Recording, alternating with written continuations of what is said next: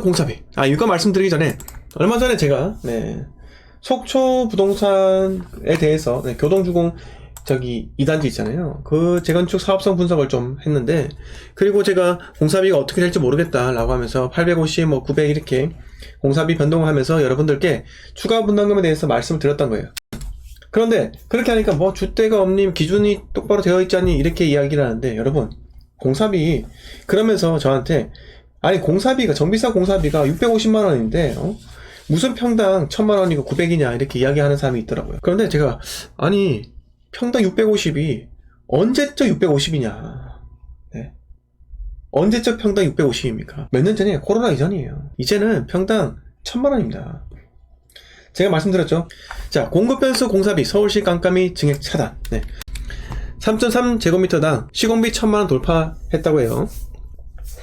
자, 작년 30개 단지에서 검증 요청. 이게 공사비 증액을 막 해달라고 하니까 검증을 좀 해달라고 하는 지자체에다가 요청을 하는 사업장이 생겨난다, 증가를 했다라는 겁니다. 자, 공사비 관련 갈등 겪는 주요 사업장.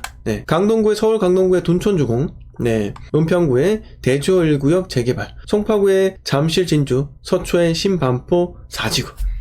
시공사가 현대건설 컨소시엄, 현대건설, 삼성물산, 현산, GS건설 이렇게 메이저 건설사들이 이렇게 주요 시공사로 참여를 하고 있습니다. 그런데 메이저 시공사는 비싸죠. 당연히 비싸죠. 그런데 여러분 어떻습니까? 어때요? 메이저 건설사가 지금 금액을 올려달라고 하는 거예요. 그런데 조합에서는요, 앞으로 어떤 조합에서도 시공사를 1군 아니면 하겠습니까? 1군 아니면 절대로 하지 않는다는 거예요. 1군만 한다. 왜? 브랜드 때문에 일반 분야 완판율이 높아진다는 거예요. 이상하게 태양건설과 해보세요. 되겠습니까? 안 된다라는 거예요. 자, 무슨 말이냐, 뉴스가. 조합과 시공사가 공사비 문제가 올해 수도권 공급 물량을 결정지을 최대 변수로 떠오르고 있다. 당장 새해 첫날인 지난 1일 서울 은평구 대규모 재개발 사업지인 대조 1구역 힐스테이트 메디알레. 이름 보세요. 메디는 왜 들어갔어요? 메디컬 센터가 옆에 있어 그런가요? 메디알레? 알레는 뭐예요? 공사비를 납부하지 못해 전면 중단된 데 이어 곳곳에서 분쟁 및 갈등이 잇따르고 있다. 서울시는 한국부동산원이 전담해오던 공사비 검증을 올해부터 서울주택도시공사 SH공사로 확대하고 깜깜이 증액을 차단하는 제도를 신설해 문제를 조기 봉합하겠다는 계획이다. 자, 공사비가 올라가면 일반 분양가 올라갑니다. 공사비가 올라가면 일반 분양가가 올라갈 수밖에 없는 거예요. 그런데 여러분, 일반 분양가 올라가면 당연히 지자체에서 좋아하지 않겠죠. 왜요? 결국 지자체에서 사업 승인권을 갖고 있는데 일반 분양가들 올라가 보세요. 그러면 누가 욕먹습니까? 건설사가 욕먹어요? 그거를 통제하지 못하는 지자체가 욕을 먹는다 라는 겁니다. 자, 그래서 지금 보시면은 사업장당 기존 증액 사업비에서 평균 21.9% 감액이 필요하다고 결론이 나온 것이다. 서울에서만 강동구 둔촌주공, 서초구 신반포 4지구 등 검증을 통해 증액된 공사비를 재조정했다. 자, 올려달라고 했지만 10%는 감액을 해야 한다. 그럼 뭐다? 그 중에 80%는 진짜다. 공사비가 올라간 건 진짜다라는 거예요. 여러분, 공사비가 올라간 거는 진짜다라는 거예요. 이게 뭐다? 여러분, 앞으로 원룸 지어보세요. 원룸. 이제 원룸 지을 수도 없습니다. 원룸 왜 못 지어요? 토지 가격 보세요. 토지 가격 떨어졌습니까? 토지 가격 아직 떨어지지 않았다고요. 토지 가격이 떨어지지 않았으니까 여기다 플러스로 올라간 공사비까지 해보세요. 얼마 들어가나? 돈이 엄청 들어가요. 돈이 엄청 들어갑니다. 그러면 이제 원룸 공급 감소할 수밖에 없어요. 원룸 공급이 감소한다. 이 말이 뭐다?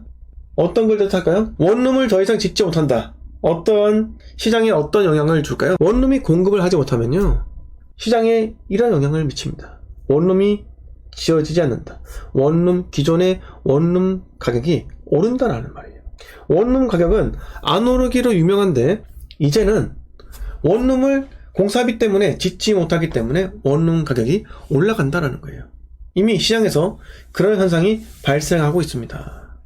지방광역시 기존에는 방 15개짜리 있는 거 6억대면 살 수 있었는데 지금 7억대 사야 돼요.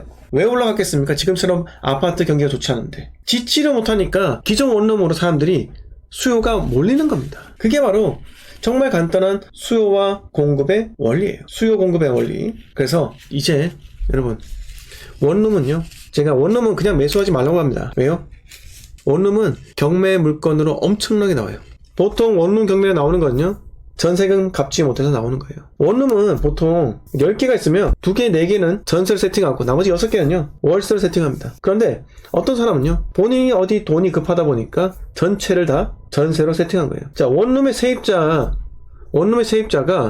임대차 조건을 어떻게 하고 있는지를 세입자가 어떻게 압니까? 중개사도 알 방법 없어요. 중개사도 알 방법이 없습니다. 그래서 이 원룸 다가구 주택이 경매로 나오면서 배당 신청한다는 거예요. 그러면서 여기에 이해관계인들, 임차인이 몇 명인지, 임차인의 임대차 조건은 어떻게 되는지 그때 가서 알 수밖에 없는 겁니다. 자, 그래서 저는 이렇게 말씀드려요. 여러분, 다가구 주택을 매입하고 싶으면 경매로 하세요. 경매. 자, 10가구, 12가구 있다.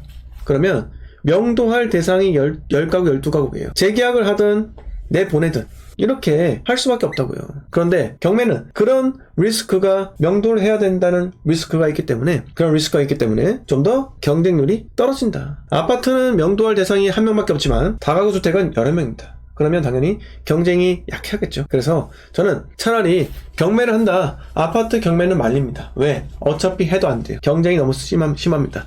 아파트 가격은 공개가 되어 있잖아요. 초등학생도 호갱노노 사이트에 들어가서 몇 번만 클릭을 하면은 아파트 매매가, 실거래가, 호가 등등 다양한 것들을 알 수가 있어요. 하지만 다가구 주택, 원룸은요, 그걸 알 수 있는 방법이 많지가 않습니다. 본인이 직접 발품 팔고 뛰어야 되는데 경매에서 누가 발품 팔고 뛰겠습니까? 10명 중에 1명 될까 말까죠. 근데 발품 팔고 뛰면 1명이 낙찰을 받아간다. 싸게 낙찰 받아간다는 거예요. 자, 이렇게 한번 말씀을 들어볼게요. 자, 아무튼 앞으로 지금 보시면 정비사업 공사비는 최근 3.3제곱미터당 1,000만원을 넘어서는 등 상승 곡선을 그리고 있다. 지난해 말 시공사를 선정한 서울 여의도 공장아파트의 3.3제곱미터 공사비는 1,070만원, 부산 촉진 2-1구역 재개발은 980만원으로 책정됐다. 자, 그런데 촉진 2-1구역 재개발은 980만원이 될 수밖에 없는 게 철거 비용이 적게 들어가잖아요. 재개발은 보통 층이 다 낮기 때문에 그냥 일반적인 굴삭기 갖고 때려 부시면 돼요.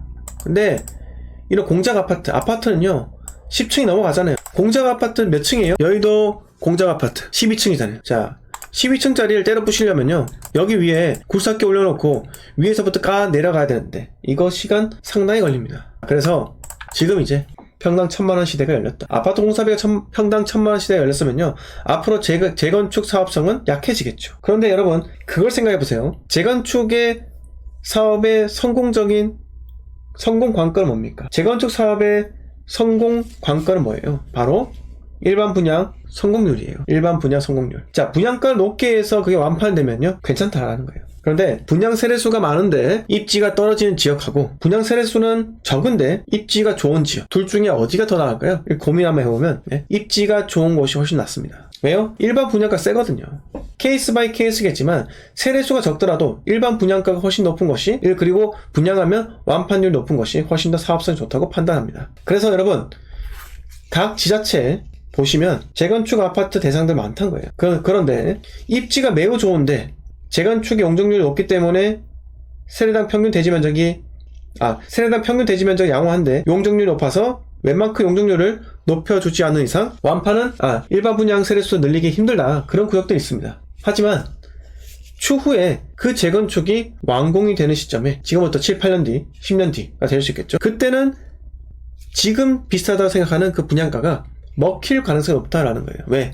10년 동안 물가는 점점 올라가지 않겠습니까? 아무튼 재건축이라 하더라도 무조건 차리찬 시선, 냉혹한 시선으로 바라보지 마시고 절대적인 금액이 싸거나 또는 내가 대충 사업성을 계산해 봤을 때 이 정도 일반 분양가이면은 단 몇십 세대 일반 분양만 하더라도 충분히 가치가 있다. 그런 입지가 좋은 구축은 매수를 해도 된다라는 거예요. 무조건 200%가 안 되는, 용적률이 200%가 안 되는 그런 곳이 좋은 게 아닙니다.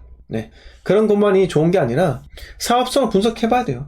자, 지금 3종 일반 주거지역이다. 웬만한 지역들은 3종 일반 주거지역 용적률 최대 한도치가 300%이겠지만 300%가 주는 데가 없습니다. 그런데 앞으로 최대 용적률 한도 또는 종상향을 하는 지자체가 증가할 거예요. 왜?